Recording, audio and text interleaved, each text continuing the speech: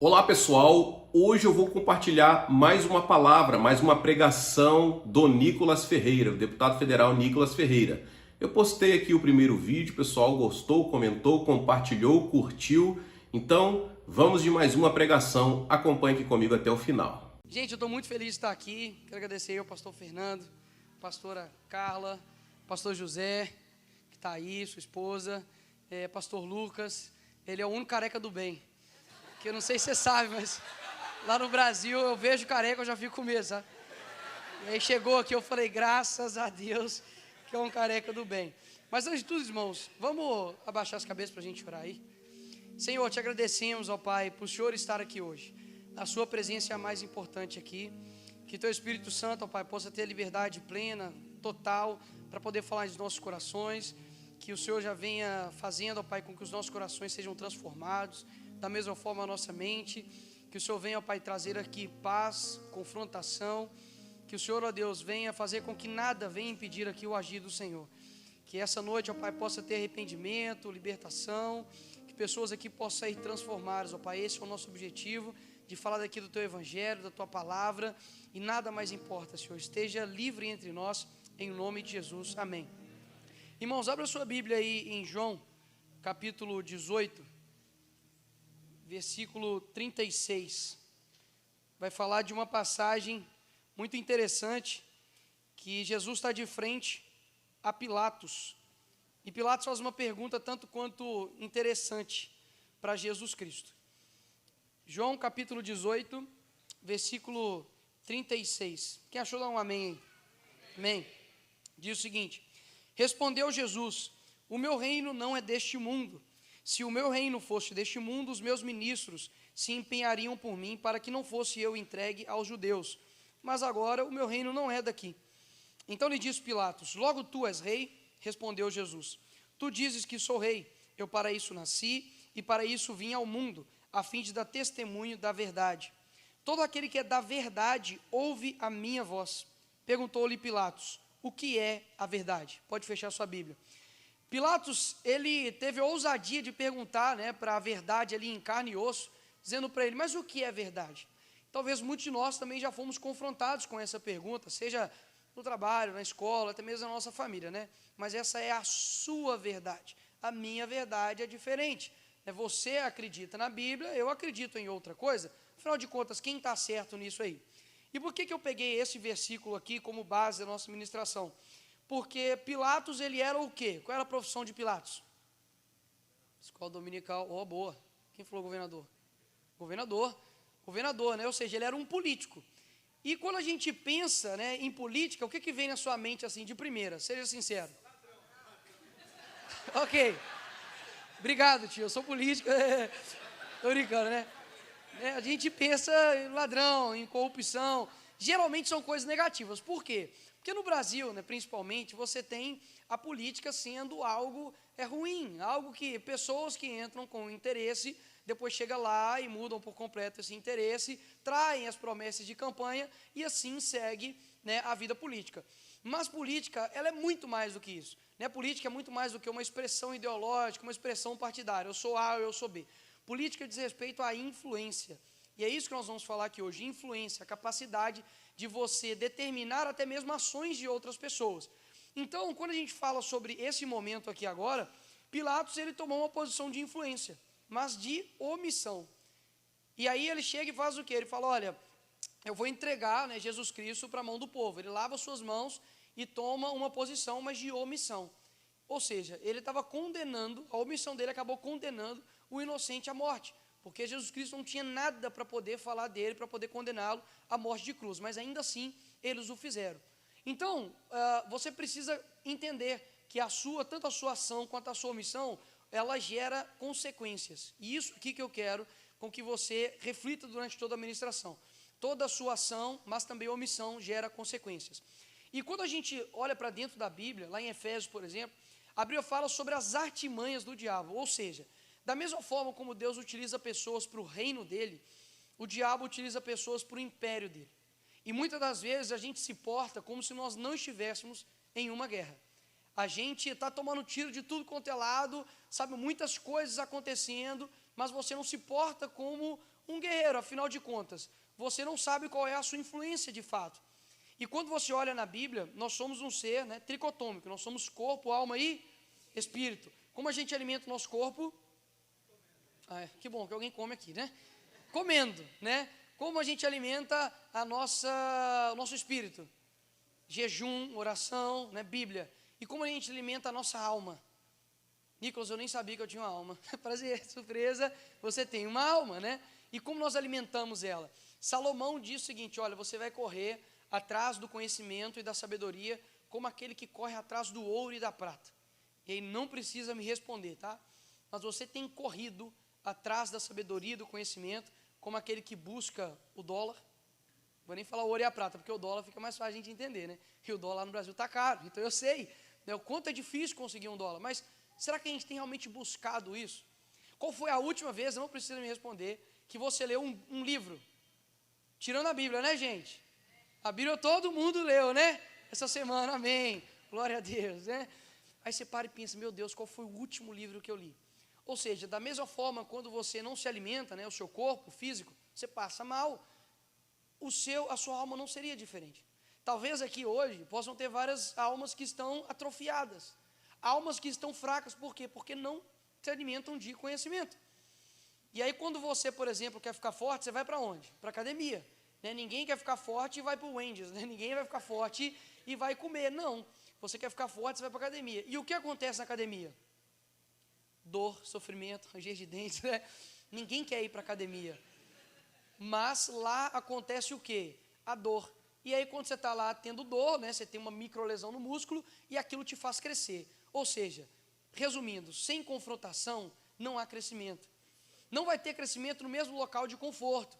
Então, por que muitas das vezes a gente pensa e sente, nossa, eu não estou crescendo, ou a igreja não está crescendo, porque não está tendo confronto? Então, hoje, eu vou dizer algumas coisas e mostrar algumas outras, que vai te confrontar, mas é muito melhor eu te confrontar, porque eu não vim aqui como um político, mas como um irmão em Cristo, amém? E é melhor eu te confrontar do que o mundo te confrontar, porque quando a igreja, o próprio corpo se confronta, é para o bem dele. Pode ter certeza que quando o mundo te confrontar, não vai ser para o seu bem.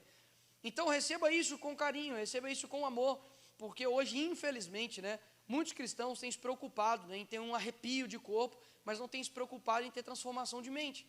E aí que está.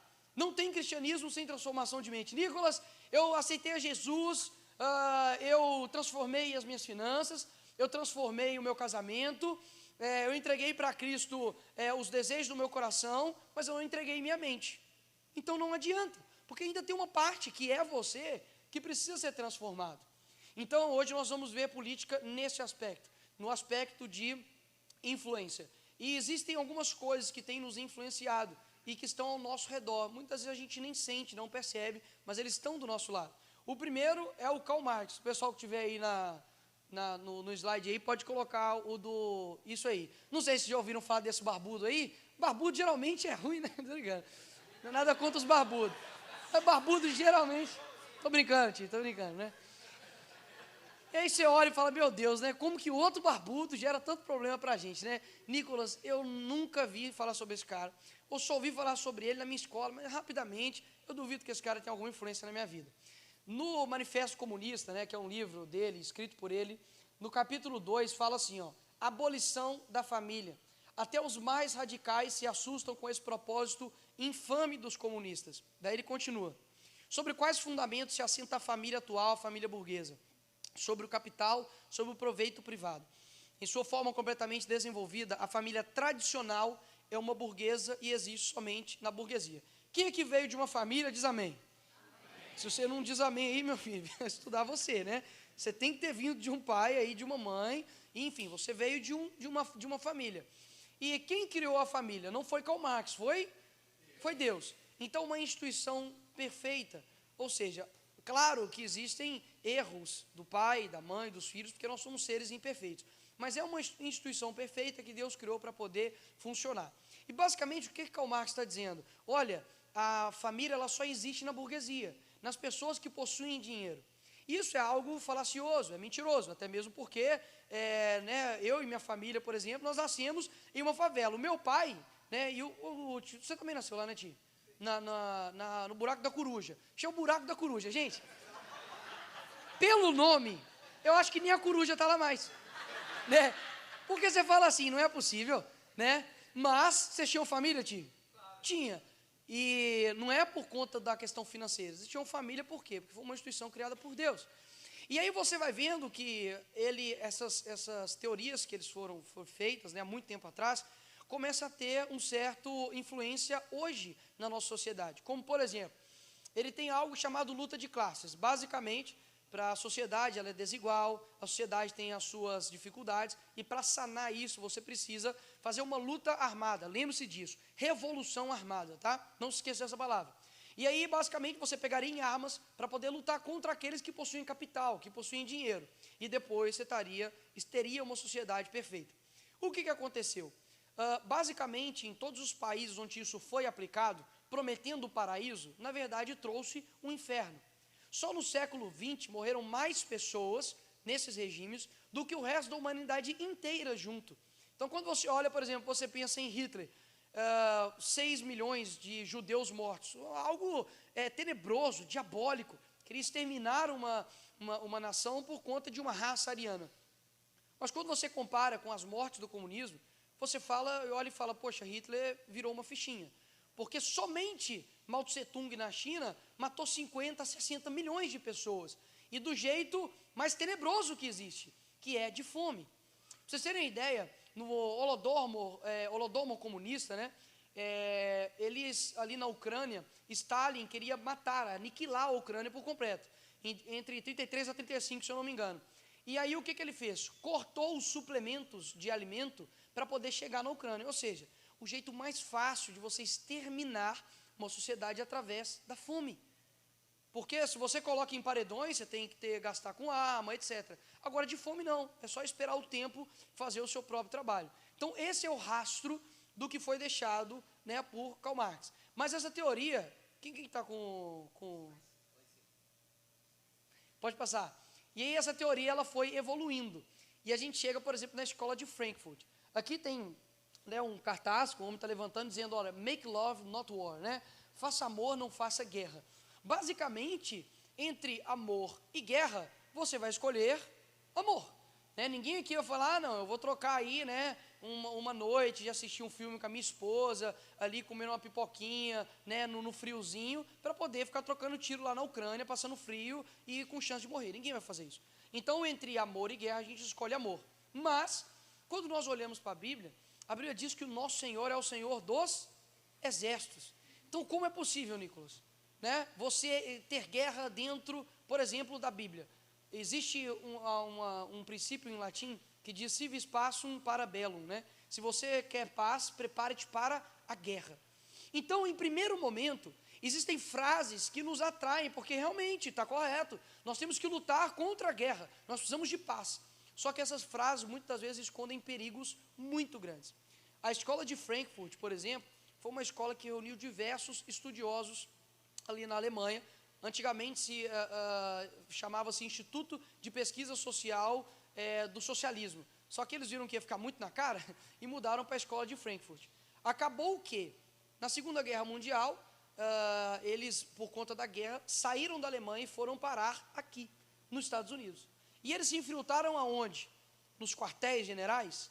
Eles se infiltraram na tecnologia bélica, na questão de armas? Não. Eles foram para as universidades.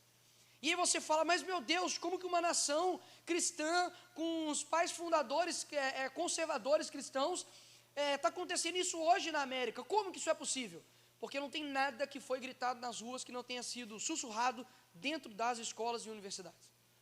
Então demanda tempo para poder você, por exemplo, ver um alface crescer. Você olha, por exemplo, o alface é rápido, mas o jabuticaba, por exemplo, demanda um tempo maior. E você só vai ver, talvez depois na próxima geração, você vai ver os frutos daquilo que um cara lá atrás, ele plantou. Então, pouco tempo depois, isso foi ali na década de 30, a escola de Frankfurt, passa por gentileza, você tem toda a consequência dessas ideias. Já nos anos 60, aqui nos Estados Unidos, você já tem a luta pelo aborto, você já tem a luta para poder matar de forma legal a sua criança dentro do ventre. E você fala, mas como isso é possível? Demorou o quê? 30 anos? Sim, demorou 30 anos para que uma nação cristã de fato, já tivesse sido influenciada com uma ideologia tão nefasta e tão homicida. E aí você fala, mas Nicolas, como que isso é possível?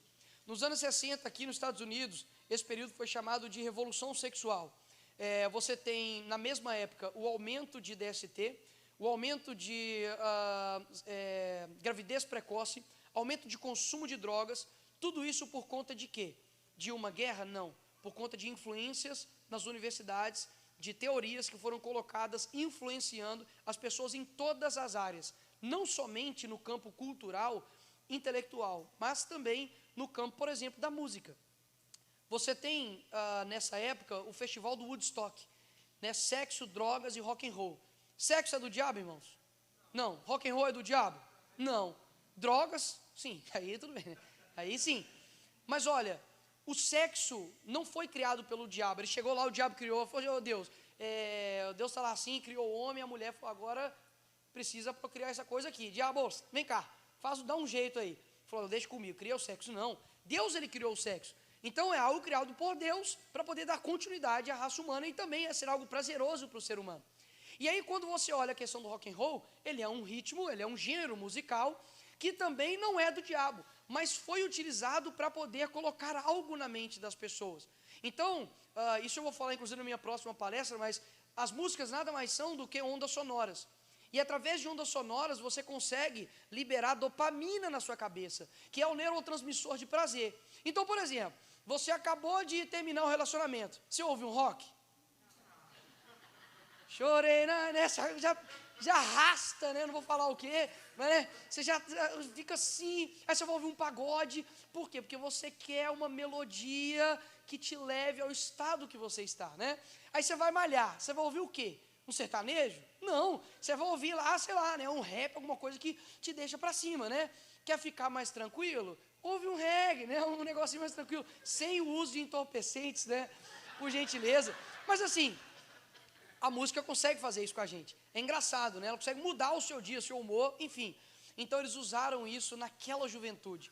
E aquela juventude foi influenciada para poder ir a uma determinada direção. Nicolas, o que isso tem a ver com política? Porque a política é a capacidade de você influenciar ou determinar as ações de outras pessoas. Mas essa teoria também foi evoluindo. Eu costumo dizer que você nunca viu a foto de Satanás em 3x4. Tá aí, ó. Antônio Gramsci. Nicolas, quem quer esse cabeça de repolho aí, né? Ele é o fundador do Partido Comunista Italiano. Ele foi preso por Mussolini, ali na Itália, né, o verdadeiro fascista. E quando ele foi colocado dentro da cadeia, ele falou, olha, vocês estão fazendo tudo errado. Vocês estão fazendo guerras, enquanto as guerras não estão gerando nada, porque você chega em Moscou, você destrói igrejas, mas o que acontece? A igreja vai para a igreja subterrânea. Você mata um cristão e aí você acaba fazendo o quê? Aumentando os cristãos, porque para nós morrer é lucro. Então o que acontecia? Não estava tendo como parar a igreja, né? O leão não parava, né? Nada parava. E aí o que acontecia? Ele falou, opa, vamos fazer algo diferente. Ao invés de você ganhar as pessoas através, né, da guerra, você vai ganhar de forma diferente. Então ele tem uma teoria chamada hegemonia cultural. Lembre-se disso, que é dividido em dois aspectos. O primeiro, com relação ao poder, que diz respeito ao poder ali em cima do Estado, da toda a administração pública. E o outro significa hegemonia, que é domínio psicológico das massas. O que isso quer dizer? Ele descobriu que você é uma alma. Então ele falou, opa, o cristão não adianta só colocar uma arma na cabeça dele, porque ele vai morrer por Cristo, porque Cristo morreu por ele. Ele entende isso. Então quer dizer então que não adianta eu torturar um cristão, porque ele também vai manter essa fé dele por conta dele acreditar que a vida dele não é aqui. Como nós vamos ganhar ele então? Vamos influenciar a alma dele. E foi exatamente isso que ele fez. Então, domínio psicológico das massas. E para ter essa revolução cultural, tem 3 aspectos que ele diz que precisa ser silencioso, invisível e onipresente. Ou seja, você não vê, você não escuta e está em todo lugar. Ele chama disso de, o Estado é como se fosse um Deus, né? Isso é atributo de Deus, né? Onipresença, enfim. Então o Estado é como se fosse um Deus, ele está em todo lugar. Então hoje, já não é mais algo sólido, é algo gasoso, está em todo lugar, você não sente, você está respirando, está consumindo aquilo e não vê o que é. Então, muitos pais falam assim, nossa, Nicolas, mas eu não vejo nada disso. Meu filho nunca viu esse Gramsci aí, mas meu filho está indo meio para cá, para canhota. O que eu faço? Pode ter certeza que algo na vida do seu filho tem influenciado ele, você não tem percebido. Não, mas meu filho, sei lá, gosta do Bolsonaro, não tem nada a ver, mas ele é a favor do aborto. Eu falei, mas como assim? Né? Existe algo que está influenciando, né, a sua vida, a vida das pessoas em sua volta, e você não está percebendo, porque já não é mais uma revolução armada, é uma revolução cultural. Então, eu quero mostrar para vocês aqui quais são as armas que têm influenciado a nossa vida para que a gente, infelizmente, afaste do Evangelho e comece a consumir algo que a nossa alma não necessitava e não precisa consumir. Pode passar, por favor. Ah, tem esse cara aí, tá vendo? Barbudo de novo. Tá vendo? Não é preconceito meu. Lá no Brasil, né, em 1968, Paulo Freire, o patrono da educação do Brasil, ele lançou um livro chamado Pedagogia do Oprimido, que fala que as relações, inclusive até entre pais e filhos nos lares, refletem uma relação de opressão. Ou seja, como que você acaba com isso, fazendo com que todos ficassem iguais.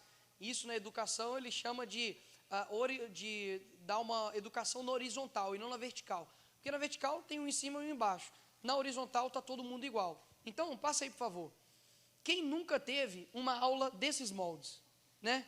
Em círculozinho. Geralmente essas aulas, elas são de quais matérias? História, sociologia, filosofia, né? Humanas. E por que todo mundo ama essas aulas? Porque não tem aula. Horário livre, show, né? Filosofia, sociologia. Vamos chegar aqui, vamos falar de nada e vamos achar que eu sou o Newton, né? Isaac Newton. Por quê? Porque o momento também, né, da escola já não é mais um local de você produzir conhecimento. É um local para você reproduzir conhecimento. Ou seja, se você não repete tudo o que eles querem, você é uma pessoa exótica quase, né? Uma espécie em extinção. Você é cristão? Nosso Deus, não sabia que existia mais, não. Né? Ah, você é contra o aborto? Nossa, você é muito careta, bicho. Ah, você é adolescente, você acha que tem que fazer sexo só depois do casamento? Meu Deus, nós estamos no século XXI. Né? Ou seja, esse local é local de influência. Já não é um momento mais para poder você formar estudantes, é para você formar ativistas. Por quê? Toda essa revolução, assim como uma indústria, precisa de trabalhadores. Precisam de pessoas para girar essa engrenagem chamada revolução cultural. E quem que eles vão usar para poder fazer isso? Os estudantes. Afinal de contas, são pessoas que têm força. Os jovens, a Bíblia fala, né? Olha, vocês são fortes, né? Então, os jovens, eles têm força, os jovens têm disposição, né? A gente é meio inconsequente, né? Pinta o cabelo de branco, né? Não vou falar que o Danilo me deu essa ideia em uma época, mas, né, a gente pinta o cabelo de branco, a gente fica 4 dias acampado lá na esplanada dos ministérios para poder tirar uma presidente, a gente faz uns trem de maluco, mas se o jovem, ele tiver força, mas não tiver um propósito, ele se perde. E aí que está. O mundo, ele utiliza essa força para poder jogar o próprio jovem contra o próprio jovem. Chega para a jovem e fala, não tem problema se você teve um filho antes do momento, não, aborta, porque é só um aglomerado de células. Está usando a coragem dela, porque tem que ter muita coragem para poder matar uma pessoa. Você mata aquela pessoa, só que ela mesma vai sofrer as consequências dessa coragem dela. E aí, quem vai estar lá do lado? Né? O professor de sociologia, o professor de filosofia, né? O ativista lá da Uni? Claro que não. Vai estar geralmente a igreja, vai estar o pastor, vai ter o pai e uma mãe.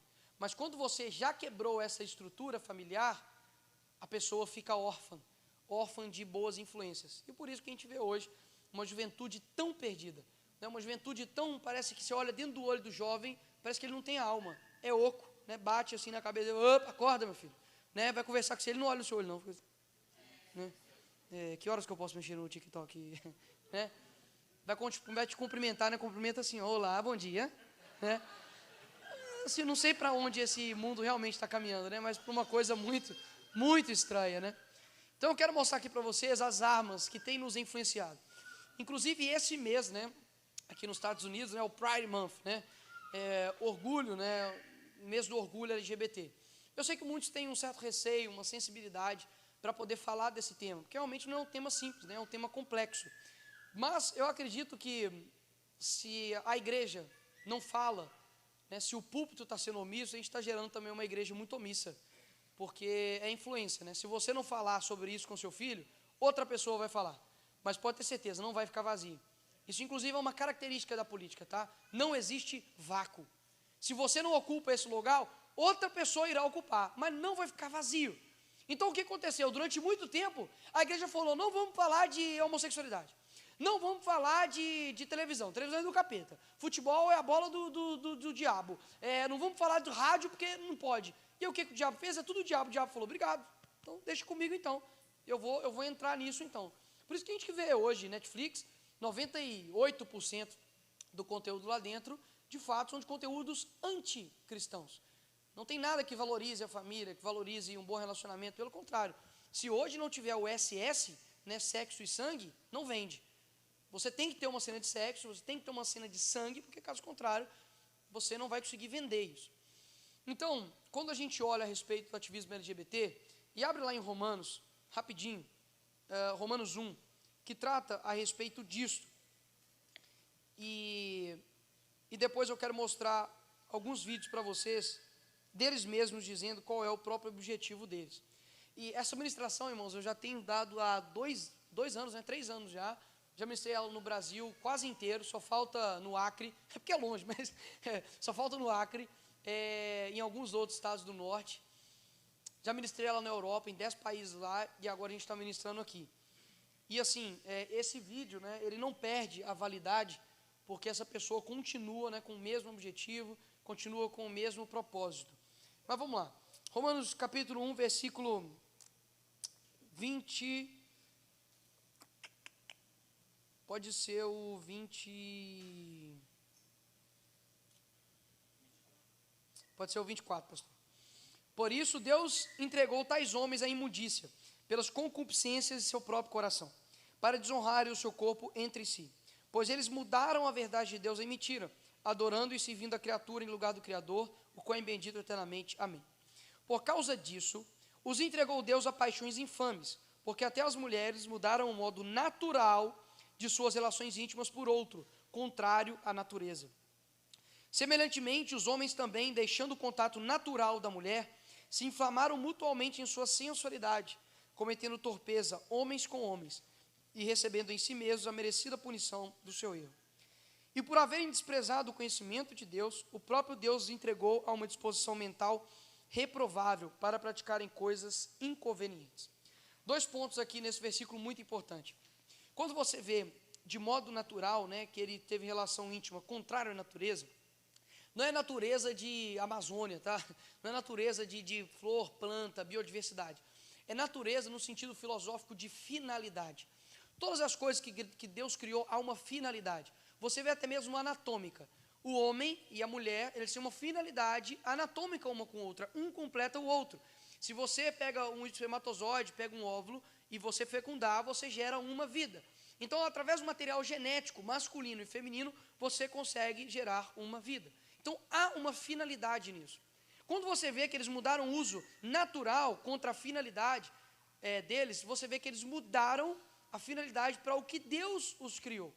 Então, o Criador, ele cria, né, essa garrafa. Essa garrafa é para você colocar líquidos e você tomar. Se você pega essa garrafa e fala, não, na verdade essa garrafa é para você poder jogar bola, não vai dar certo, porque a anatomia dela, a função dela, a finalidade, a natureza dela não é para isso. E as pessoas querem discutir com isso daqui, mas não tem como. Só que eu também coloco um outro ponto. No versículo 28 fala que, por terem desprezado o conhecimento de Deus, Deus entregou a mentalidade reprovável para praticar coisas que não convém. Ou seja, tem um perigo muito grande quando você despreza o conhecimento de Deus. Lembra da sua resposta que você deu aqui no começo aqui dessa ministração? Quantos livros eu tenho lido? Eu tenho procurado o conhecimento de Deus? Você tem ignorado o conhecimento de Deus. Então, cuidado, porque lá em Romanos, Deus entregou uma mentalidade reprovável para praticarem coisas que não convêm. Nicolas, por que eu cometo certas coisas de forma reprovável a Deus? Muitas vezes não consigo lutar com isso, porque você tem desprezado o conhecimento de Deus. Porque é muito mais gostoso você ver um filme. E eu confesso, é muito mais gostoso, prazeroso você dormir, né? Nossa, eu estou cheio de problemas para resolver. Vou tirar um cochilo. Quem nunca, né? mas a gente não é, o nosso combustível não pode ser prazer. A dopamina não pode ser o nosso combustível, pelo contrário, o nosso combustível deve ser o confronto diário com o Evangelho. Esse que deve ser o combustível. Estão me entendendo, irmãos? Amém? Amém. Então eu quero passar aqui esse vídeo para poder mostrar o que eles dizem a respeito, tanto da nossa família quanto da intenção deles. Pode passar, por gentileza. Não existe forma revolucionária de fazer família. Por quê? Quando dizem pra gente, o movimento LGBT quer acabar com a família, o movimento LGBT é um movimento promíscuo que defende o sexo desregrado, a gente entrou numa longa dos 90 para cá de se colocar numa posição defensiva de dizer não, a gente não quer se defender nenhuma, não. A gente só quer amar. Né? Ou não tem nada a ver com promiscuidade, não. A gente já quer casa, a gente já quer ter filhos, a gente vai construir família. E isso é de um retrocesso político violento, que violenta inclusive a história da constituição do movimento LGBT na América Latina. Violenta a história dos ganhos e lutas feministas na América Latina. Então, cabe a radicalização nossa também de afirmar com todas as letras o que é uma estratégia política crítica antissistêmica. Vocês querem destruir a família? Sim. Queremos. Porque vocês querem destruir a família? Sim, queremos. E aí, risos e aplausos, né? Imagina o que aconteceria, né? O pastor Fernando está aqui e ele falasse assim, nós queremos destruir os homossexuais? Sim, queremos. Ele estaria errado, claro. Mas o que aconteceria com o pastor? Já era. Porque ele estaria falando algo completamente errado, de fato. Mas eles dizem isso e nada acontece. Vocês querem destruir a família? Sim, queremos. E aí nós, como os cristãos, né, nada contra luzes, fumaça, telão, até mesmo que numa igreja também tem isso, não tão bonito quanto aqui, mas tem. Mas muitas vezes a gente vem para a igreja preocupado com isso e esquece que nós estamos em uma guerra. Aí eles estão falando com a gente, olha, eu vou pegar seu filho, olha, eu vou entrar dentro da sua casa, eu vou destruir a sua família. E nós estamos preocupados se o louvor foi bom. Não gostei do louvor não. Mas não é para você. Né? Mas nossa, a palavra desse pastor, não sei, ele é meio ácido. Limão é ácido e é bom para poder curar dor de barriga. Né? A acidez tem o seu propósito, tem a sua característica. Não acredite, tá, em pessoas que nunca te dão verdades duras. Não acredite. Porque por conta de mentiras, né, aconchegantes, seu coração pode estar sendo destruído. E aí fica um monte de gente querendo vir para a igreja, preocupado com um monte de coisa, qual tênis que eu vou usar, qual não sei o que eu vou usar, sendo que o mundo da fora, ele está planejando destruir a sua família. Sabe, a gente está numa guerra completamente assimétrica mesmo, onde o mundo está muito mais preocupado do que a gente. Isso é bíblico, né? Porque os filhos das trevas são mais prudentes do que os das luzes. Mas eu não quero fazer parte daqueles que não estão prudentes. Pelo contrário, né, a gente tem uma gana para poder cantar, né? A perseguição não parou, a igreja, o leão não parou. Bota o leão na sua frente, irmão. Eu duvido que você não corre, né? Aí qual que é esse leão, né? Qual que é esse leão? Aí você fala de leão, não vou botar um leão não. Bota uma feminista, 16 anos na sua frente, falando um monte de coisa. Você vai falar, ixi, meu Deus do céu, né? Eu não aguento conversar com essa pessoa. Coloca você dentro de um coliseu hoje, né? Ele existe fisicamente, mas não como as mesmas coisas que aconteciam anteriormente. Mas o nosso coliseu hoje é a sala de aula. Nosso coliseu hoje é a universidade. E como que você está lá? Enfrenta o leão? Mentira, duvido. Sabe por quê? Porque hoje, se o cristão realmente ele fosse luz de verdade, tá? Se ele falar assim, bicho, eu vou, sabe, ser corajoso, eu vou ir para cima, eu vou ir para frente. O Brasil, por exemplo, não estaria da situação que está. Hoje quase 80% do Brasil é cristão. E o Brasil está do jeito que está. Ou seja, o que isso nos traz? Que nós não precisamos de mais cristãos. A gente precisa de mais pessoas que sigam o cristianismo. É diferente. Cristão já tem demais. Né? É tipo o católico não protestante, não praticante. Né? Eu sou dieta não praticante. Eu quero fazer, mas eu não faço. Né? Isso não existe, irmãos, né? Eu quero passar um outro vídeo, e esse é mais antigo, né? Isso foi na Comissão de Direitos Humanos, lá da Câmara, né? Inclusive na qual eu trabalho hoje. Calma. Inclusive, né, na comissão onde eu sou titular hoje. E foi muito legal, porque assim, eu sempre vi esse vídeo, e esse vídeo é de 2015, 2015, se eu não me engano. Eu estava na universidade ainda, e eu falei assim, cara, olha isso, eu queria muito estar lá para poder falar, né? Hoje, quando eu me vejo lá e eu posso falar, eu falo assim, Deus, obrigado. Tipo assim, é gostoso, sabe? Você tá lá, você fala assim, eu posso falar aquilo que eu sempre quis falar. Porque eles dominavam tudo, eles dominavam tudo. Inclusive, esses dias, o cara que está aí nesse vídeo, estava lá. Só que estava rolando uma audiência LGBT lá também, e eu falei assim, eu só vou passar, porque eu estava atrasado para uma outra reunião, falei assim, eu só vou passar, não vou ficar. Mas deixa eu ver o que acontece quando a gente passa. Irmãos, eu não estou brincando. Parecia, velho, que eles estavam vendo, sei lá, um trem muito absurdo. Eu fui andando assim, ó, ele estava de boa, ele olhou para minha cara e fez assim, não acredito. Ele falou assim, não acredito, que ele achou que eu ia chegar lá. Eu cheguei na presidente, que é do PT, falei, oi, presidente, tudo bem? Joia, deixa eu te falar, quanto tempo vai demorar aí? Que eu quero, vou estar indo outro dia. Não sei o que, tantos minutos. Eu falei, não, tá bom, obrigado, tchau, tchau. E saí. Esse cara assim, esse mundo não é mais o mesmo. O Nicolas está vindo aqui, não está brigando com ninguém. Eu falei, não, calma, vai ter um momento ainda, né? Então, esse vídeo aí é de 2015, se eu não me engano, e foi no seminário LGBT lá na Câmara. Presta atenção no que esses caras falam. Gostaria de iniciar abordando um tema um tanto controverso, que é o da sexualidade infantil.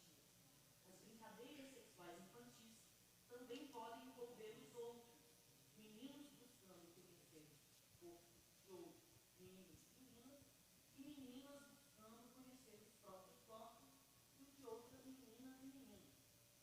Então, quando meninos e meninas brincam, inclusive sexualmente, entre os corpos, tá? Com outros meninos e meninas, eles não estão sendo gays ou lésbicos. Quando fazem isso com pais e mães. Não é disso que se trata. Que deixem as crianças brincarem em casa. Tá? Isso as tornará adolescentes e adultos mais inteligentes e potencialmente mais perspicazes no enfrentamento e na transformação do mundo que lhes deixamos como herança.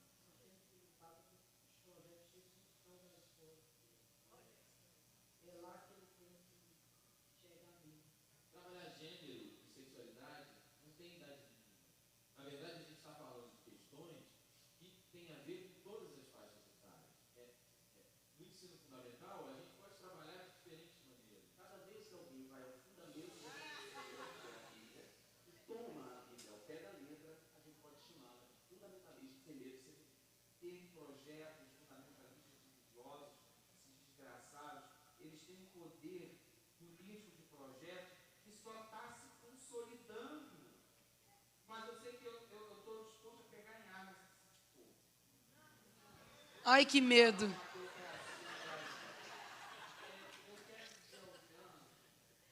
E estou aqui para ajudar também na dessacralização do casamento, viu? Casamento igualitário vai dar muito trabalho porque essa desgraça, essa palavra está elevada e esse sentimento cristão. Tem que passar a ser religião. Tem que passar pela desconstrução dessa base judaico-teológica, que é essa coisa que nós chamamos de teologia inclusiva, tem que desconstruir todos esses valores mofados que nós aprendemos até aqui. Sem a desconstrução da cultura judaico-cristã, nesse sentido positivo, né? Talvez trazer uma nova, trazer um novo sentido, nós não vamos. Não vão conseguir mesmo não, amém, irmãos?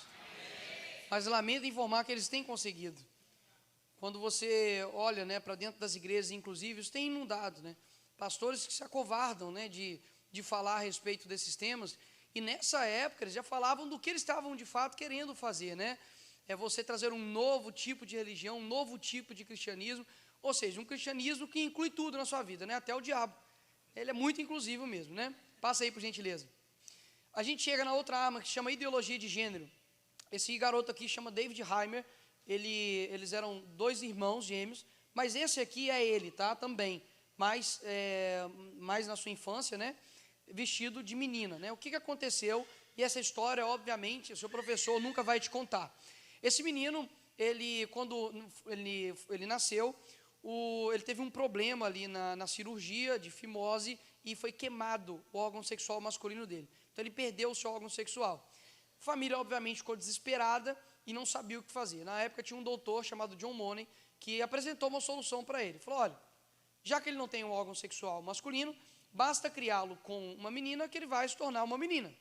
Fonte, Arial 12. E aí você vê o que aconteceu. Passa aí para mim, por gentileza.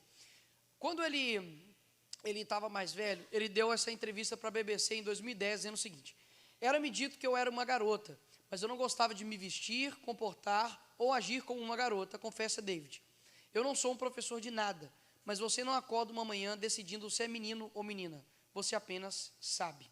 Para resumir a história, ele acabou se casando, mas depois de pouco tempo tirou sua vida, bem como também o seu pai, e quase todo mundo da família dele suicidou, um por drogas, outro por outros motivos.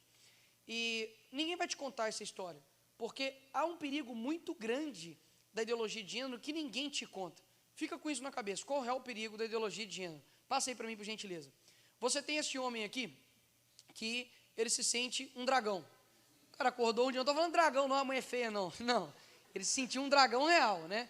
Olha lá, cortou a língua, cuspindo fogo. Passa aí, por favor. Aí você reclama da sua mulher quando ela acorda? Imagina se fosse isso aí, né? Ex-banqueiro gasta 295 mil para se transformar em mulher dragão. Olha como ele era e o que ele se transtornou. Né? Qual é o perigo da ideologia de gênero? Passa, por favor. Você tem esse Stephen Connie Wolschitz, que é um homem transgênero que abandonou a família dele para começar a vida nova como uma criança de 6 anos de idade. Eu sei que você deve não estar entendendo, nem eu, mas ele deixou para trás uma mulher e 7 filhos. Passa aí para mim, por gentileza. Olha lá que bonitinho. Não dá vontade de ter um filhinho desse, né? Olha lá, até de chupetinha lá. Ó. Agora, vivendo como uma menina de 6 anos de idade, Wolschitz diz se sentir totalmente confortável com sua família adotiva. Eu não sei nem quem que é mais doido, né? Se é o cara ou se é a família que fala, eu vou adotar. Deve ser uma boa ideia. Nos divertimos muito, nós colorimos e fazemos coisas de criança. Aí eu te pergunto, né? Qual é o perigo da ideologia de gênero, né? Tem alguém aqui formado em direito aqui? Ou estudando direito? Pode ser você. É uma pergunta simples, tá? Não, calma. Eu juro, por Deus. Qual é o artigo? Não, calma, a cara dele, você falou que é. Qual é o artigo caso um dragão mate uma pessoa? Falei que era fácil, não existe. Né? Qual que vai ser a pena se um dragão mate uma pessoa? Se esse cara aqui, que se sente uma menina, ele falar que está apaixonado por uma outra menina de 6 anos de idade, é pedofilia? Ele se sente uma criança, como é que fica? É pedofilia, irmão? Sim ou não? Eu queria um sim mais forte. É sim ou sim? Amém. Glória a Deus. Ah, mas ele se sente uma criança. Mas ele não é. Qual que é o real perigo da ideologia de gênero? Ela destrói identidades. Se você pode ser tudo, na verdade você não é nada. Então o que eles estão querendo te dizer? Olha, Mia é igual um gatinho, né? Tem orelhinha de gatinho, mas é um leão. Não é bem assim. E qual que é o objetivo final disso? Você relativizar a verdade. Ou seja, a verdade não é mais aquilo que você vê, é aquilo que o interlocutor te impõe. Ou seja, não importa se ele não tem a estrutura física de uma mulher, se ele não tem a ordem cromossômica de uma mulher, se ele não tem útero, por exemplo, se ele não consegue engravidar, não importa nada disso. Porque a realidade é o quê? O que é a verdade?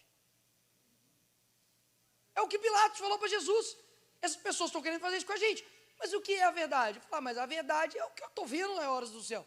Não, mas essa sua verdade. E aí como é que você fica? Vai chegar perante um tribunal, você vai conseguir o quê? Exigir?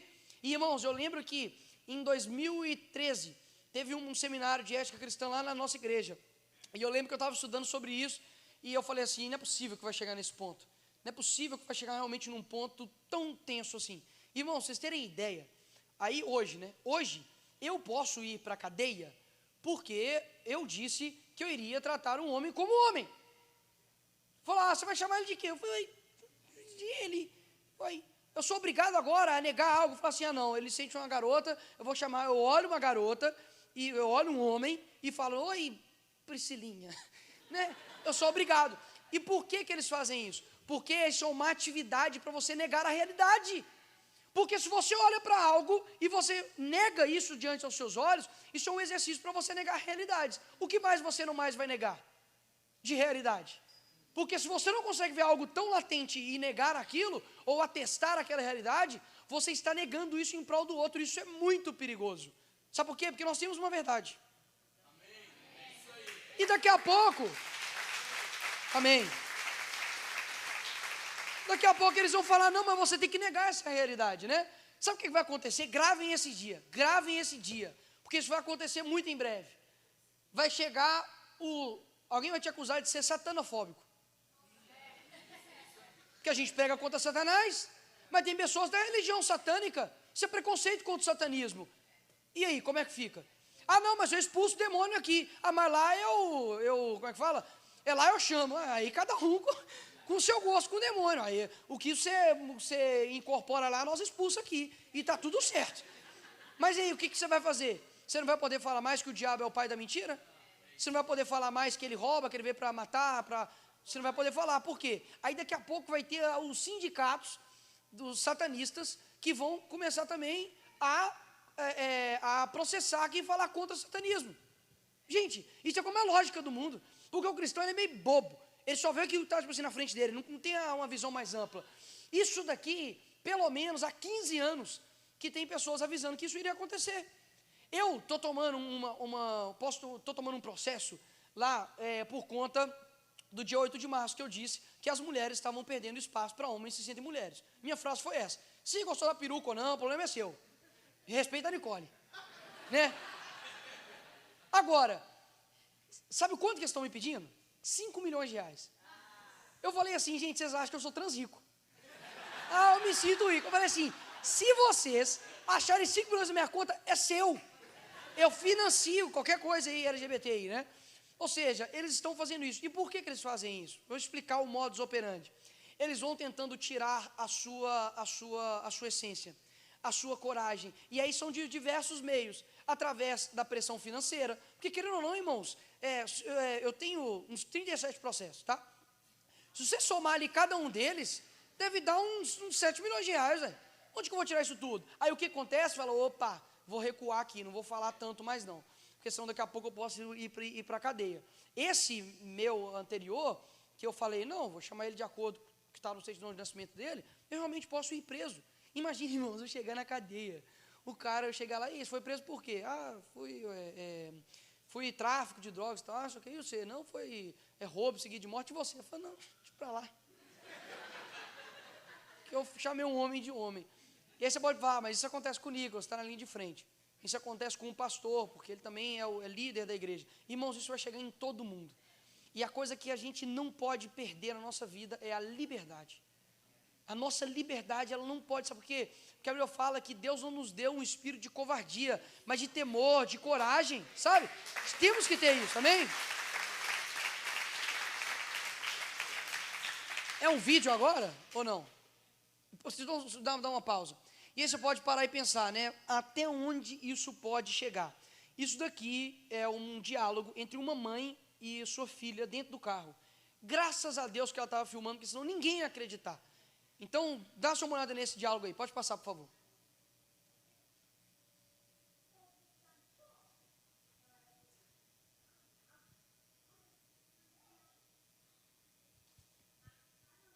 Pode aumentar um pouquinho, por favor.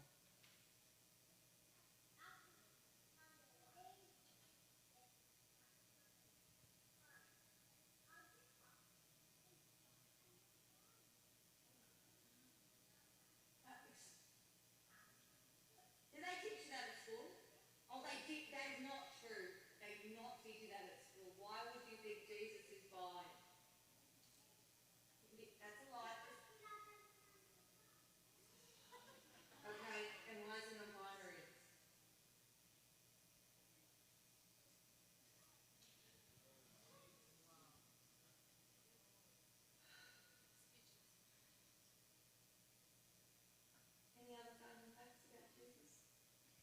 Irmãos, quando eles já destroem a sua identidade sexual, eles destroem a sua identidade com Cristo, eles vão também modificar a identidade de Jesus.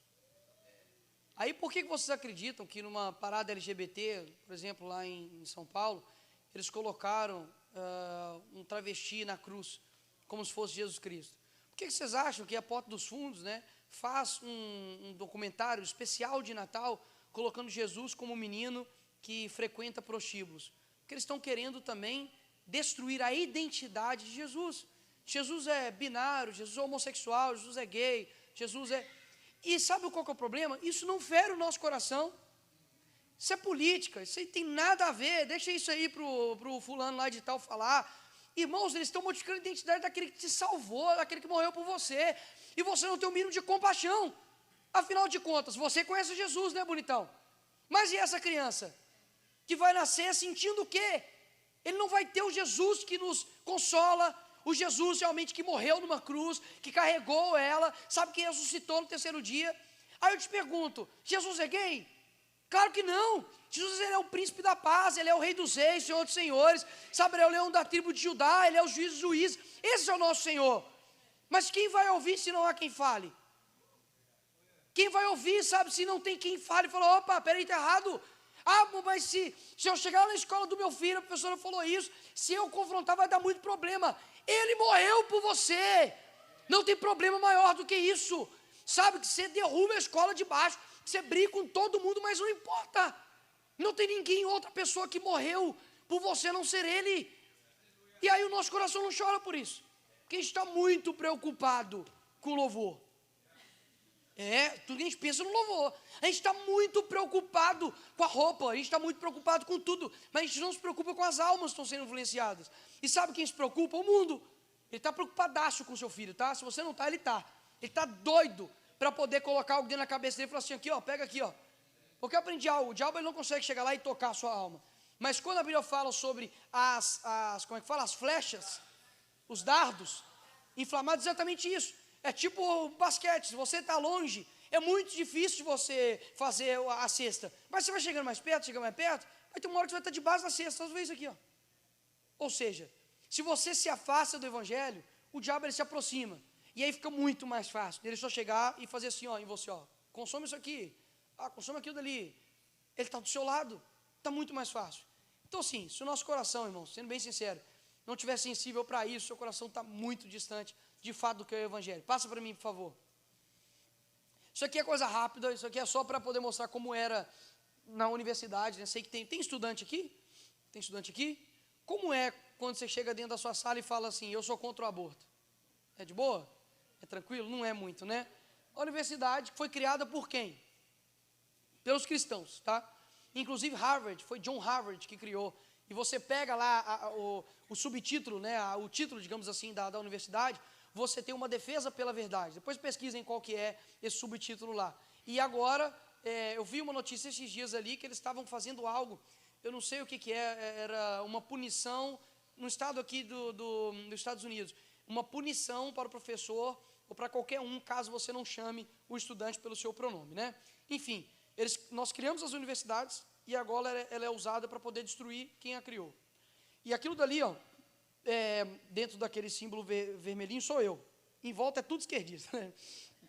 Isso basicamente é a faculdade. Eu estava na PUC, né? Você tem um símbolo da PUC aqui, o símbolo da União da Juventude Comunista, aqui você tem também o símbolo do comunismo, e aqui é tipo, você tem um símbolo do comunismo junto com o feminismo, é tipo os Vingadores de Satanás se reunindo assim, né? Isso dentro de uma universidade católica, né? Até a que ponto chegamos. Quando a gente fala, né, na terceira e penúltima arma que utilizas para poder influenciar nossas vidas é o feminismo, né? Eu peguei fotos delas, tá? Não modifiquei nada disso aqui, não. Tá 8 de março, sem feminismo não há comunismo, lugar de mulher é na revolução, violento é o capital, no meu corpo quem manda sou eu, e enfim. E aí, sempre quando falo a respeito de feminismo, muitas mulheres falam assim, mas Nicolas, feminismo diz respeito à igualdade, à luta, né, contra o machismo, contra o patriarcado, é uma luta boa, né? E eu faço uma simples pergunta, onde você leu isso? Porque, você concorda comigo que todas as nossas ideias provêm de uma origem intelectual, seja nosso pai, nossa mãe, a Bíblia, qualquer coisa, mas tem que ter vindo de alguma origem. E isso acaba enganando muitas mulheres. Então, eu quero mostrar aqui, pode passar, as frases das próprias feministas, né? Não sou eu falando. Você tem, e todas essas mulheres aqui, tá, irmãos, não são mulheres que, elas fizeram algo, não, elas são a base teórica do feminismo. A Linda Gordon, por exemplo, diz o seguinte: a família nuclear deve ser destruída e as pessoas devem encontrar formas melhores de viver em sociedade. Seja qual for o seu sentido, a dissolução das famílias é um processo objetivamente revolucionário. Simone de Beauvoir: em minha opinião, enquanto a família, o mito da maternidade e o instinto material não forem destruídos, as mulheres continuarão a ser oprimidas. A T. Grace Atkinson: feminismo é a teoria, lesbianismo é a prática. Já parou para perceber, Falou, poxa, por que muitas mulheres estão dentro do feminismo, elas são lésbicas? Porque a gente não estuda, a gente acha que a cultura é como se fosse uma banana que está ali madura, vai apodrecendo e é o ciclo natural. Não, existem fatores que influenciam isso. E a Andrea Dworkin, né, a mais fofa de todas: eu quero ver um homem espancado até ser reduzido a uma massa sangrenta com um sapato de salto enfiado em sua boca com uma maçã na boca de um porco, né? Aí, se você acha que sua esposa é nervosa, imagina a Andrea Dworkin, né? Então, irmãos, isso daí é a base teórica, né, do feminismo. Passa aí, por favor. Isso aí é só para poder exemplificar. Isso aqui é a Simone de Beauvoir, tá?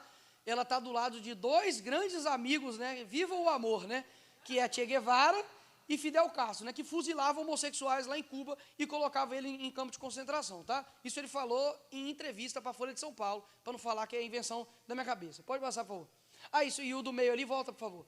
E o do meio, Jean-Paul Sartre, que era o amante, né, da Simone de Beauvoir ali, que tinha relações de 3 pessoas com os alunos dela. Inclusive, ela foi demitida da escola dela por conta disso, tá? Pois é. Isso que tem gente que chega hoje e fala: eu sou feminista e sou cristã. Para você é uma bola quadrada, né? Passa aí. Aí você tem um ponto central do feminismo, tá? Inclusive eu indico para as mulheres e homens também que leiam o livro da Ana Campanholo chamado Feminismo, Perversão e Subversão.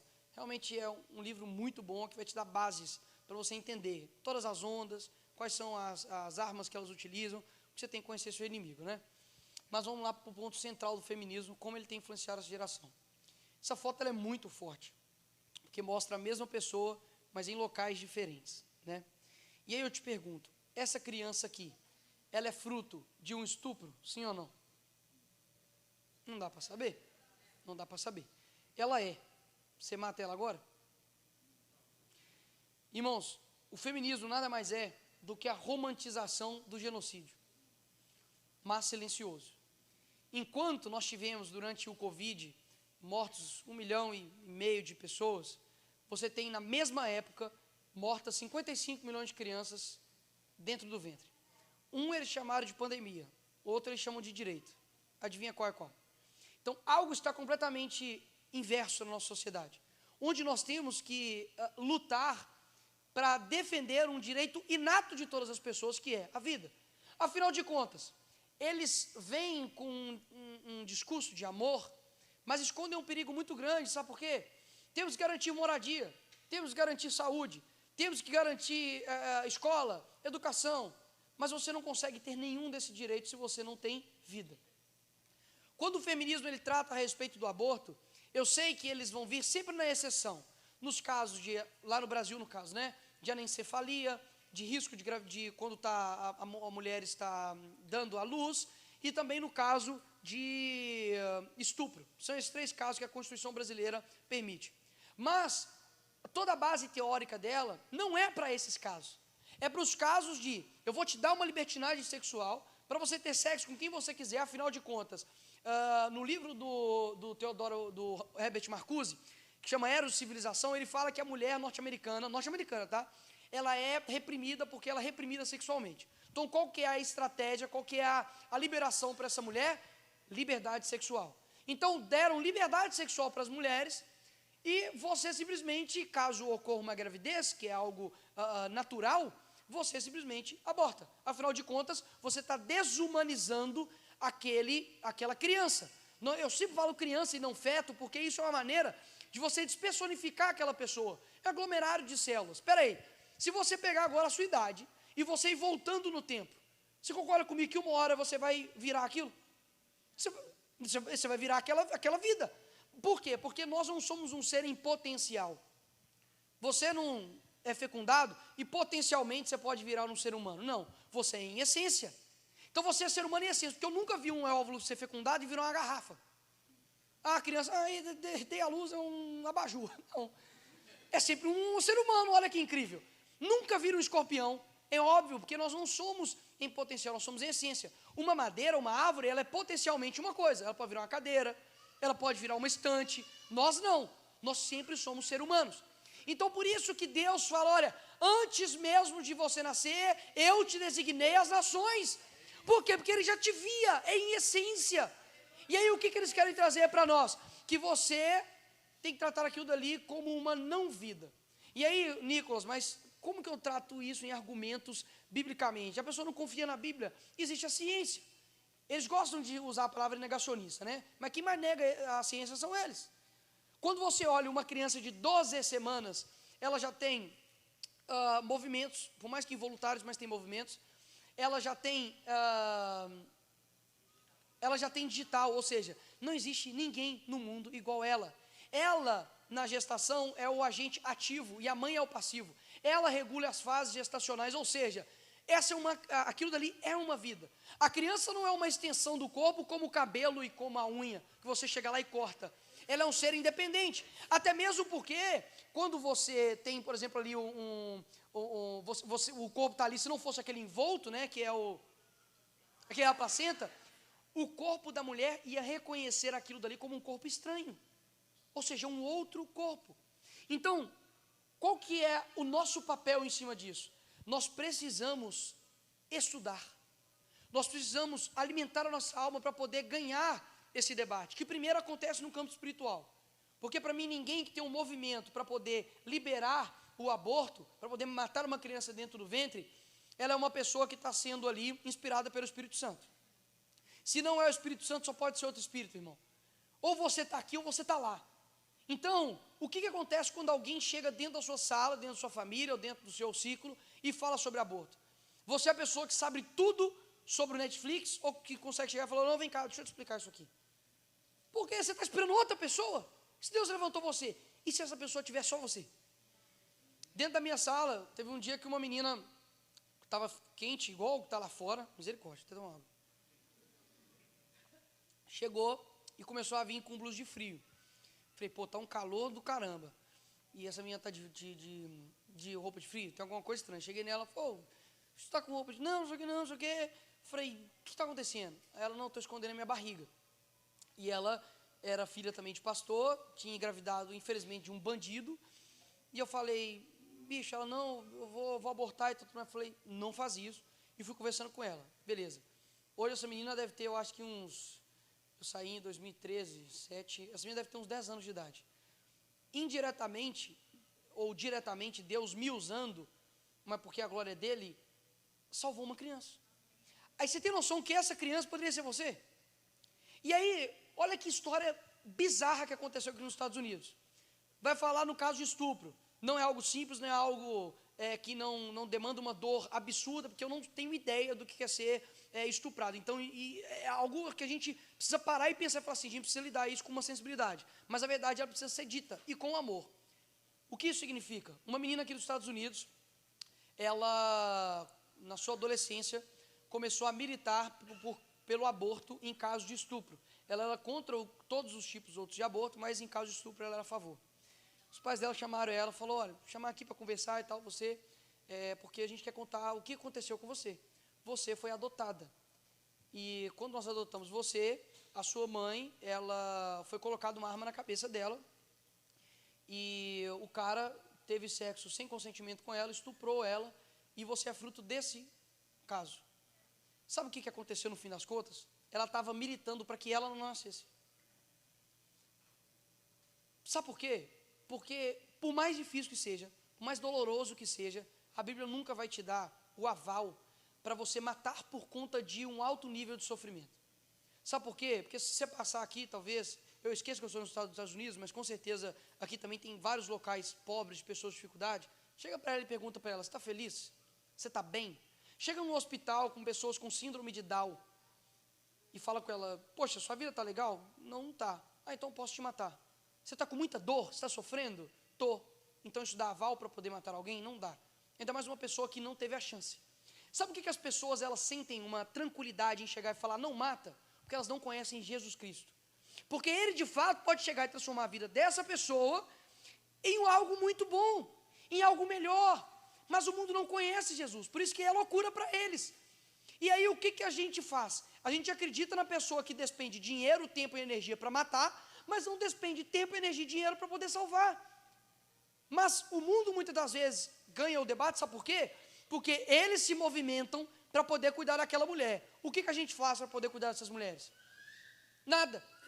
A gente está preocupado com o quê? Com louvor. A gente está preocupado se está bom, se o cara pegou a nota certa, né? Enquanto isso o mundo está lá, fazendo movimentos, ONGs, OSCs, se planejando para poder dar suporte para essas mulheres. Enquanto a gente está zero preocupado com isso. Por quê? Porque o meu cristianismo, Nicolas, assim, é uma coisa muito para mim, sabe? Assim, é uma coisa que, assim, é uma coisa minha. Assim, eu e Deus, sabe? É eu e Deus. O que é isso? Quando Deus chegou para você e falou assim, olha, você vai encher teu copo e é só isso, é suficiente. A sua vida cristã se resume se você permanecer na igreja. Que cristianismo podre é esse seu? Porque o cristianismo não diz respeito a você simplesmente só se manter. Diz respeito a você transbordar, é você levar para outras pessoas, não simplesmente para se manter aqui dentro da igreja. Amém. E o outro passo, que agora eu vou ajudar também, né, as mulheres, que diz respeito à masculinidade frágil, né? Nossa, Nicolas, quando a Bíblia fala sobre submissão, o mundo não entende isso, mas a submissão diz respeito ao quê, né? A ser escravo, a você ser uma pessoa completamente alienada pelo seu marido, não. Submissão significa estar submisso a uma missão maior, correto? E aí eu te pergunto, que mulher vai ser submissa a um homem que não tem missão? Então muita culpa do que está acontecendo hoje é de homem frouxo, né? É o famoso mushiba, a gente chama lá na igreja, com muito carinho. Teve um dia, irmãos, que eu estava na França, estava ministrando isso, eu falei mushiba, o tradutor olhou para mim e falou assim, tipo, você está fazendo eu traduzir mushiba? Eu falei, irmão, se vira, né? E aí você olha isso, né? A questão da submissão. Qual que está sendo um grande problema hoje, né? O C.S. Lewis fala que criamos homens sem honra, criamos homens sem caráter, criamos homens sem consistência e nós esperamos deles honra, caráter e consistência. Isso não vai acontecer. Então o que nós precisamos fazer? Realmente ter homens retos. A Bíblia fala muito pouco sobre José, por exemplo, pai de Jesus, mas fala que ele era um homem reto. Isso basta. Sabe, quando olha para, por exemplo, na época ali de Noé, Noé falava também que o coração de Noé era reto. Ou seja, a sua retidão, ela conta muito para Deus. Então, sim, não seja um tanga frouxa, sabe? Ah, Nicolas, né, você está falando de casamento, você tem só um mês e uns pouquinhos dias, né, de casamento, que não sei o quê. Paulo era casado? Mas ele falou sobre casamento. Então, chupa essa manga aí, próximo slide. Né? Vai lá. Pode passar, não passa o vídeo não, tá? Não precisa passar o vídeo não, por favor. Depois vocês veem esse vídeo aí, mas hoje não. Passa aí. E o último, irmãos, é a cultura que tem nos influenciado. E aí essa é a mais perigosa disparada. Porque é como a revolução cultural, você não vê, você não escuta e ela está em todo lugar. No ano retrasado, foi inaugurado essa série no Netflix, chamada O Gambito da Rainha. Não estou falando contra ela aqui não, tá? Eu nem cheguei a ver. Mas basicamente é uma menina que joga xadrez. A procura por tabuleiro de xadrez aumentou 250% no eBay. O livro que inspira a série virou best-seller 37 anos depois do lançamento. 62 milhões de lares em todo o mundo assistiram a série. Busca no Google por Como Jogar Xadrez atingiu o pico da década. E o número de jogadores no site chess.com aumentou 500%. E aí eu te pergunto, se eles estão conseguindo fazer isso com xadrez, o que eles não estão fazendo com a sua sexualidade? Seu conceito de homem, seu conceito de mulher, seu conceito de justiça, seu conceito de bom e mal, seu conceito de, sabe, de certo e errado, de verdade e mentira. E aí talvez você não percebe, mas está diante dos seus olhos, dentro da sua casa, na sua sala, está no seu celular, está na música que você escuta, e você não percebe por quê? Porque é invisível, é onipresente, é silencioso. E aí, passa por gentileza, a gente chega dentro da igreja, né? E os cristãos? Né? E nós? Onde está eu nisso aí, Nicolas? Nicolas, sua ministração chama o cristão e a política. Eu jurava que você ia falar do Bolsonaro. Você não vai falar do Lula, Nicolas. Está amarrado, não vou não, né? Você não vai falar do STF, né? Você não vai falar das eleições, o que está acontecendo no Brasil, aquela CPMI, Nicolas, eu vejo suas coisas lá. Você não vai falar? Não. Porque política é muito mais do que uma expressão ideológica e é muito mais do que eleições. Política tem a ver com a capacidade de você influenciar e determinar as ações dos outros. Não é sobre eleições, é sobre gerações. Então, quando a gente olha para dentro da igreja, infelizmente isso aqui não é um banner que foi feito por um grupo de esquerda. Isso aqui foi um banner que foi dentro de uma igreja evangélica no Brasil, tá? Óbvio, tá justo para todos, é no Brasil. E... Não, volta. Pode deixar lá, por favor. E já tem muito tempo isso, se eu não me engano, é de 2013 ou 2014. E eu lembro que eu vi isso, fiz um texto indignado, coloquei lá no Facebook. E vários da época, assim, batendo em mim e tudo. Eu falei, mas gente, vocês não estão percebendo que, assim, basicamente isso daí é o quê? Linguagem neutra, né? Você, em respeito a outra pessoa que se sente não binário, ou sei lá, um monte de coisa, você fala todos, é o todes, e não todos. E aí, quando eu olhei isso para dentro da igreja, eu falei assim, mas espera aí, o que está acontecendo? Isso é muito sério. Porque sabe o que isso quer dizer? Basicamente, as pessoas estão dizendo assim, olha, Espírito Santo, eu confio no seu poder. Eu leio na Bíblia que somente você é capaz de ir na divisão da alma e do espírito. Mas eu só vou me amoldar um pouquinho ao mundo só para poder ganhar ele, porque você não é capaz. Eu preciso me moldar, ficar parecido com o mundo. Mas, Nicolas, Paulo se fez de louco para ganhar o louco. Paulo se fez de sábio para ganhar o sábio. Mas ele não se fez de pecador para ganhar o pecador. E o que está acontecendo hoje é que, numa ânsia de ganhar as pessoas a qualquer custo, as pessoas têm se transformado em um mundo. Qual que é a diferença do que está lá para fora daqui para dentro? O que eles lançam lá, a gente manda aqui. O ritmo de música que é tocado lá, a gente joga para cá. O estilo de roupa que eles usam, a gente também usa. Se eles falam certa gira, a gente também usa gira. Ou seja, quem está pautando quem? Quem está guiando quem? Porque você é a luz da terra. Amém. A luz foi feita para brilhar.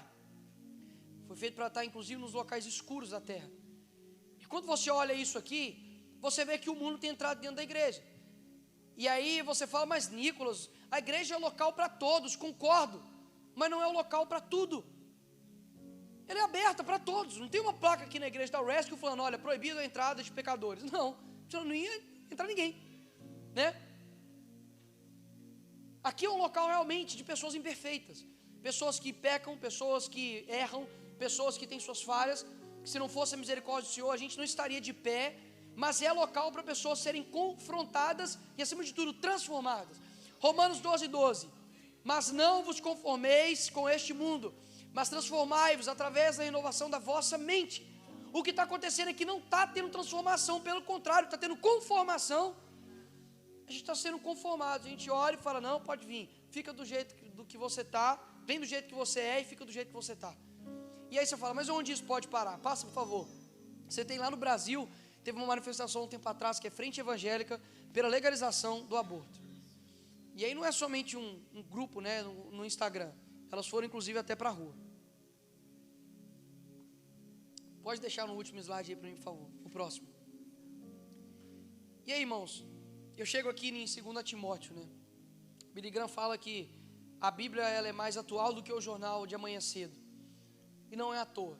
Eu quero que vocês leiam esse versículo, 2 Timóteo, capítulo 3, e vejam se tem alguma similaridade com os dias de hoje. Vê se alguma coisinha está igual. Saiba disso. Nos últimos dias sobreviverão tempos terríveis. Os homens serão egoístas, avarentos, presunçosos, arrogantes, blasfemos, desobedientes aos pais, ingratos, ímpios, sem amor pela família, irreconciliáveis, caluniadores, sem domínio próprio, cruéis, inimigos do bem, traidores, precipitados, soberbos, mais amantes dos prazeres do que amigos de Deus, tendo a aparência de piedade, mas negando o seu poder, afaste-se também destes. A gente costuma muito usar a Bíblia para poder julgar o outro, né? Mas muito pouco de usar a Bíblia para julgarmos nós mesmos. Eu não vim aqui hoje para você ter um olhar simplesmente combativo ou um olhar de julgador para o mundo. O que eu vim aqui hoje de fato fazer é pedir para que você saiba qual é a sua influência, qual é o seu propósito. Você está aqui realmente para poder acordar cansado, para poder ir para o seu trabalho, ganha seus dólares, volta para casa, come alguma coisa, repete. Eu não acho que foi para isso que Deus chamou, sabe por quê? Porque a vida do cristão, ela é marcada por coisas incomuns. Você vê Daniel lutou contra um urso, contra um leão. Você vê Davi, lutou contra um gigante. Você vê vários outros símbolos, personagens bíblicos, todos eles têm algo em comum. E não foi simplesmente porque eles se destacaram ali mais, foi porque eles são o norte para todos nós. Se a sua vida não está tendo algo em comum, é porque ela não está seguindo o rumo que de fato Deus quer. Se você não está tendo guerra, se está tudo bem, está tudo errado. Sabe, se você não está sendo perseguido, você está cantando essa música aqui para a parede, porque você não tem nenhum leãozinho, você não tem nenhum gatinho para poder chamar de seu. Não, essa aqui é a minha guerra. E qual é o nosso papel como igreja? É a gente cuidar do nosso corpo. Então assim, quando eu elaborei essa ministração, eu vi que ninguém estava falando disso. Eu falei, eu tenho que falar. Eu tenho que olhar os olhos das pessoas que eu não conheço, sabe, e falar, olha, isso aqui mexe comigo, e eu preciso que você sinta a mesma coisa. Sabe, eu aprendi uma frase que mudou minha vida, que diz assim, que um chamado nasce quando você se sente inconformado com algo. Pelo que o seu coração é inconformado, sabe, pelo que o seu coração acorda falando, poxa, eu preciso mudar isso. Nossa, Deus me chamou para aquilo. Sabe, eu não aguento ver moradores de rua, preciso ajudá-los. Nossa, eu tenho um tato para poder conversar com mulheres. Nossa, eu tenho um tato para poder conversar com crianças. Nossa, eu sei tocar, eu sei cantar, eu sei, sabe, atuar. Ou senão eu sei servir. Percebe que tem gente que sabe servir? Sabe, você está lá comendo lá no almoço lá e tem aquela pessoa que não para. Ela não almoça, né? Ela fica lá assim, né? Vulgo mães, né? Fica lá assim, que não sei o quê, e vai lá e fala assim, mãe, senta aqui, vamos comer e tal. Não, ela quer servir. Todo mundo tem um propósito muito específico aqui nessa terra. E o corpo tem vários membros, né? E tem alguns membros que são usados para poder dar um tapa, para poder gritar com uma boca, né? Tem alguns membros que são assim. Então o que eu estou te pedindo? Para que você seja igual a uma outra pessoa? Não. Eu estou te pedindo para que você seja parecido com Cristo, porque aí você vai de fato estar parecendo com o verdadeiro você. Quanto mais você parece com Deus, mais você parece com você, o verdadeiro você. Então eu quero que você fique de pé agora, para a gente orar, amém?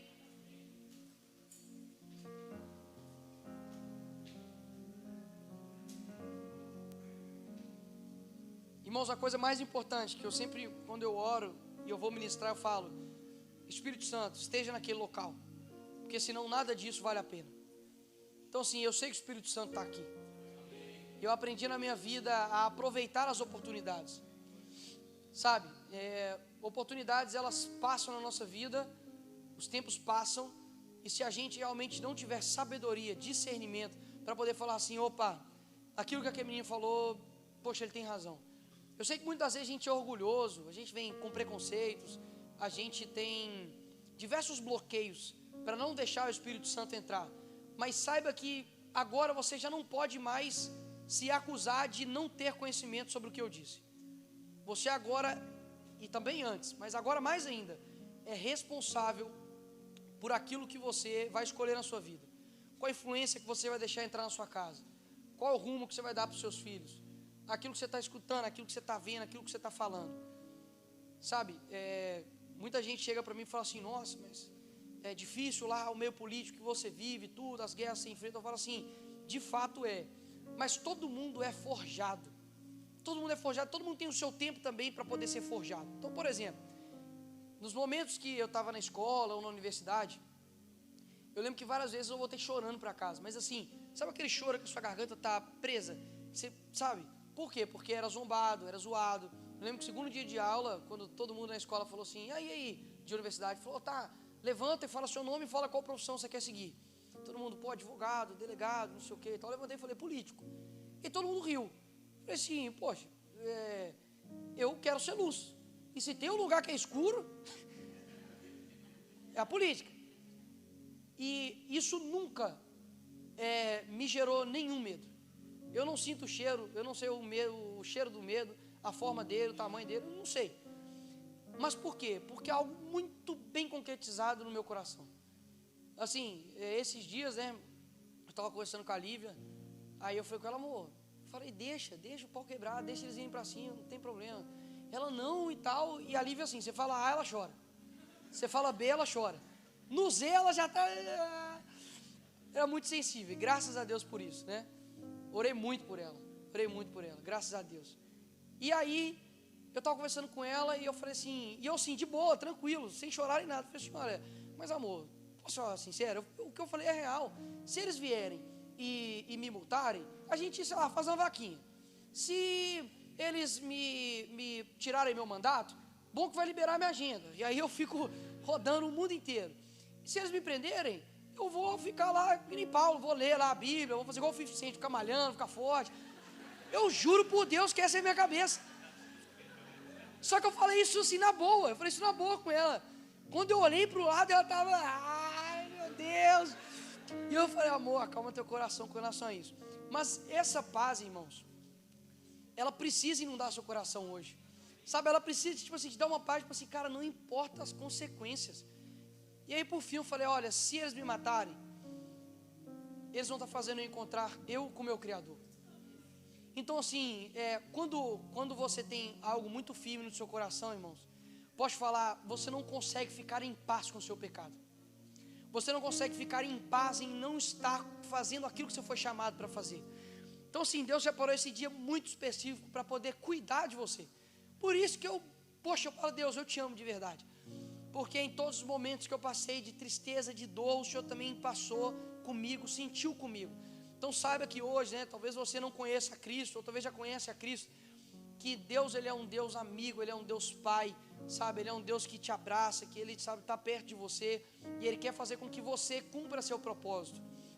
Não espere aplausos do mundo, né? Porque esse mesmo mundo matou o seu Senhor, sabe? Fique firme, no foco, sabendo que Ele, de fato, Ele é aquele que tem que ter a maior influência na sua vida. Então eu quero que hoje, né, você faça uma oração muito sincera para o Senhor, né? Quando fechar os seus olhos, você realmente fala, Senhor, entroniza o meu espírito aqui ao seu espírito, para que eu consiga realmente, sabe, cumprir o meu propósito. E pode ter certeza que Deus vai te capacitar, sabe, Deus vai te guiar, pode ter certeza. Ele nunca desamparou, né, um filho dele. Então segue, só segue, só vai. Se tiver medo, vai com medo mesmo. Vai com medo, já dizia um grande amigo meu. Então feche seus olhos, nós vamos orar. Senhor, nós estamos aqui nessa tarde, ó Pai, que o Senhor preparou de forma muito carinhosa. E eu oro aqui, ó Pai, sabe, para cada um que está aqui, para que o Senhor, ó Pai, possa nos confrontar com a verdade. Eu creio que hoje, sabe, o Teu Espírito Santo, que é aquele que vai na divisão da alma, do Espírito, está convencendo do pecado, da justiça e do juízo. Eu te peço, Senhor, para que cada um que esteja aqui consiga ter uma sinceridade contigo, de pedir perdão pelos seus pecados, das suas falhas, das suas ações e das suas omissões.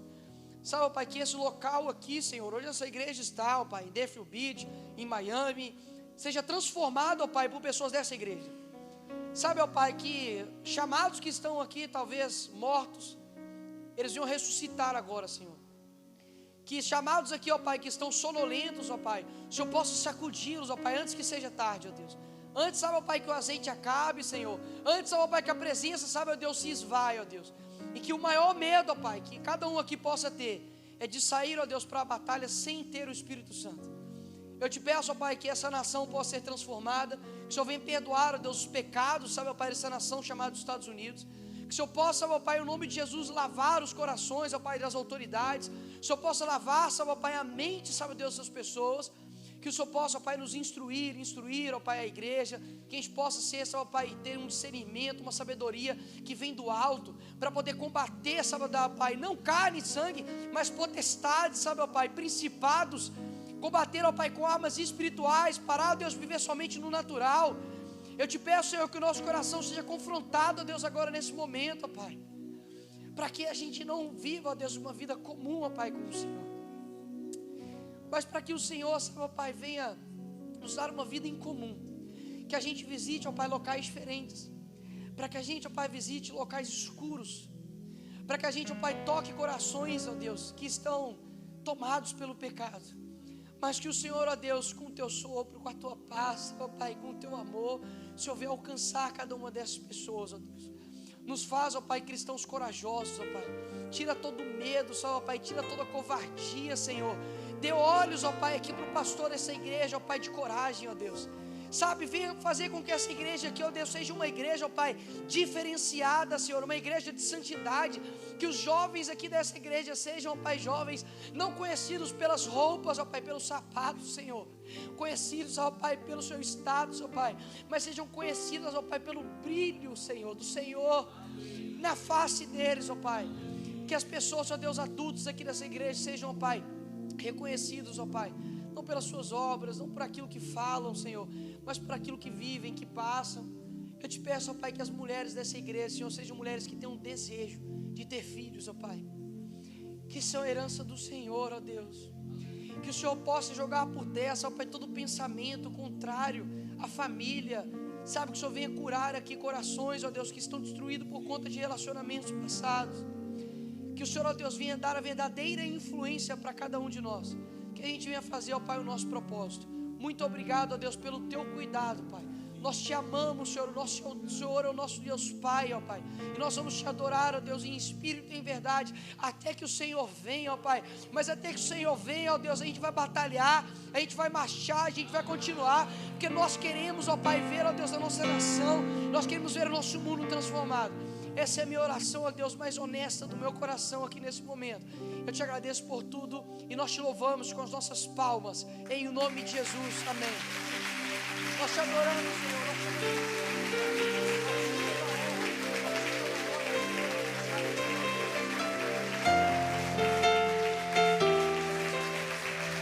Muito forte, né, gente? Olha só o que Deus está fazendo na vida desse homem de Deus, tão novo, e está seguindo nos caminhos do Senhor, e Deus está levantando ele. Que Deus continue abençoando o Nicolas, a família dele. Deixe aqui o seu comentário, o que você achou dessa pregação. Se não é inscrito no canal, se inscreva, compartilhe para o máximo de pessoas. Deixe o seu like e até os próximos vídeos. Tchau, tchau.